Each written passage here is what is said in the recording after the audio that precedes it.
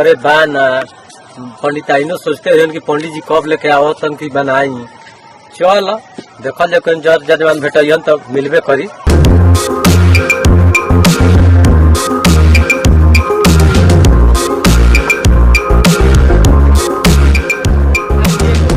मन चला तन देखल जाए कहीं आम के पेड़ा तो तनी आराम कइल जा।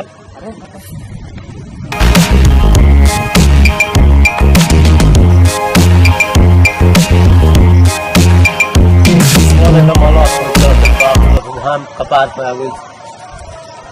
न कुछ मिलबो न करी।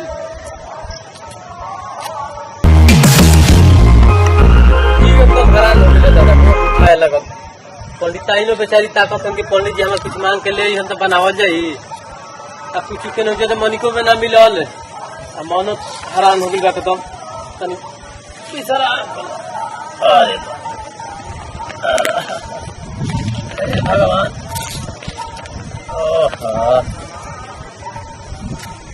जा तो था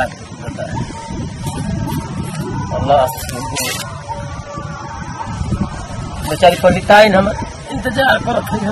का जाने बेचारी कुछ खैले भी कि ना। हम तो पास ही बनी जमानो को ना भेटलन कुछ के ना मिलबो करी जतरे खराब बा मन एकदम मलस्त हो गई बा।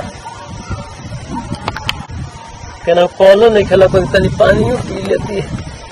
आत्मा संतुष्ट है तो हुले मुंह तो चटपटाता। अच्छा फिर तो छाया मिलल बा अब तनी राहत बा दादा कुछ अभी खा जीव में जीव पड़ल। हाँ हो का हो चल नजदीक से देखो तो का हो का ना।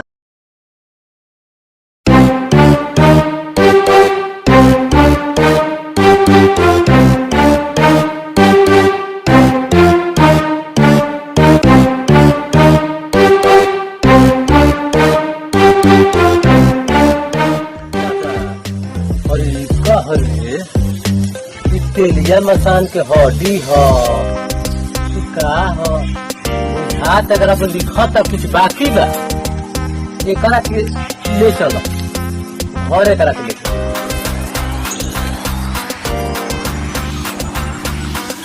हाँ तब विनोदवा तेली के नाना के का हरी दादा चलो नहीं देखो तो निकटा एक बाकी बा बुझा तब विनोदवा तेली के नाना के खोपड़ी हो इनका बाकी जरूर कुछ बा। एक बार जाते तो पोथी पत्र निकालब जाके देखो भी का बाकी है छोरा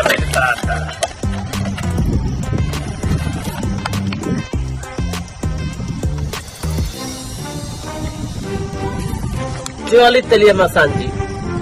के बाकी की बात अब वेद शास्त्र निकालब तब न बाकी तो जरूरी हो पिछता है। चल पंडिताइनो हमार इंतजारे करत हुई हन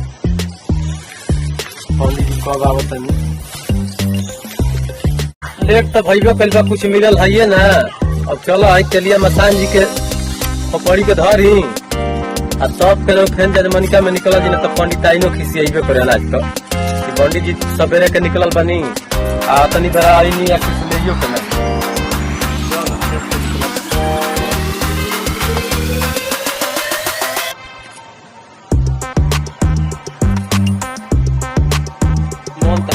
चलो चलो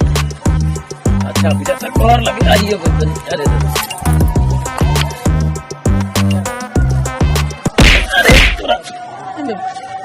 अरे तेली प्रगट का हो गई सच्चे में बुझाता बहुत चलो तरह के बाद देखो तनी घर है पटको तड़ राखी बाकी पूरा करते चलो बोलबे करी कुछ मिलल नहीं खे पंडिताइन अब देखू का हो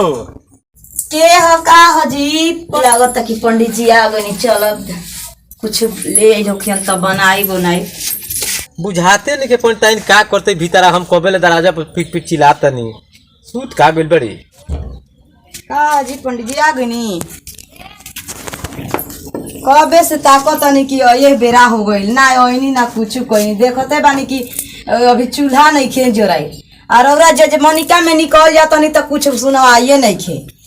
हरे कृष्णा हरे राम हरे कृष्णा हरे राम हरे कृष्णा हरे राम हरे कृष्णा हरे राम हरे कृष्णा हरे राम हरे कृष्णा हरे राम हरे कृष्णा हरे राम हरे कृष्णा हरे राम। का करी पंडित जी से बोलनी तो कुछ बोलबो ना कलन तना बात पूछनी आ एको जवाबे ना दिलन। अब बताओ अब हम का बनाई का ना बनाई बुझाते नहीं के देखी तो झोरवा में का ले पड़न बड़का चक झोरा लेके गइल बनी कुछ आई हो दादा ई दादा रे का होए दादा बुझाते नहीं के का होई पंडित वाले अब हम का करी होइसे दादा एकदम है पंडित जी खोपड़ी लेके आइल बानी आज थूर दे जा तनी कूच काच के धरब इनका के आज कूच काच दे पानिए दे भाई हई दादा खोपड़ी लेके चलत हम और तनियो हमर बुझाता कि सोना किए गइल देखो ना का देला का खाट खुट गोइल रह जजमानिका में तो ले बन खाई खोपड़ी चलो तन जजमान का कोइलू दादा का काहेला खोपड़ी में हां कोई की झोरा में कुछ देखो नहीं तबे कहनी कि कुछ बाकी निकल तेरिया का चौड़िया वाला बताई रे खोपड़ी लेके आओ तनी हम कोई की झोरा में लेके आओ तनी आदमी के खोपड़ी हां ले जाके बढ़िया फेंकाई घर में से घर में खोपड़ी बस करो हम जाना तनी कि का बाकी हम कहनी हित के है बाकी रहला पड़ी तनी थोड़ी तो सोची जाई हम चल खोपड़ी के कुछ बाकी रहता खोपड़ी में कुछ बाकी रहता ना पड़ी त हम देखनी है त कनी कर बाकी जरूर बा कुछ यही से रख लेनी है। भैया हम इंदू देवी रोरो सबके गोड़ छुके गोड़ लागतनी और जो भी वीडियो देखो तो हम भैया दीदी बहन चाची माई और लोग के गोड़ छुके गोड़ प्रणाम करतनी आ देखी हमके एगो पंडित जी पर बनैला हनी कि पंडित जी जजमानिका में निकलत हन तो ले आवे के सीधा बारी मांग के तो लेके आ जातनी आदमी के खोपड़ी तो देखी वही पर बनैला हन जहाज कॉमेडी एगो तो अच्छा लगी तो लाइक शेयर सब्सक्राइब करो कमेंट करके बताएं कि कैसन वीडियो लागल। हम भैया मारकंडे राम रोगा सबके गोड़ छू के गोड़ लागत है हमने के एगो छोटा मोटा कॉमेडी बननी है जा अगर हमने कॉमेडी अच्छा लगी तो लाइक शेयर करो जा करके अतने पति विदाई हमने के अगला वीडियो में फिर मिल जाएगी।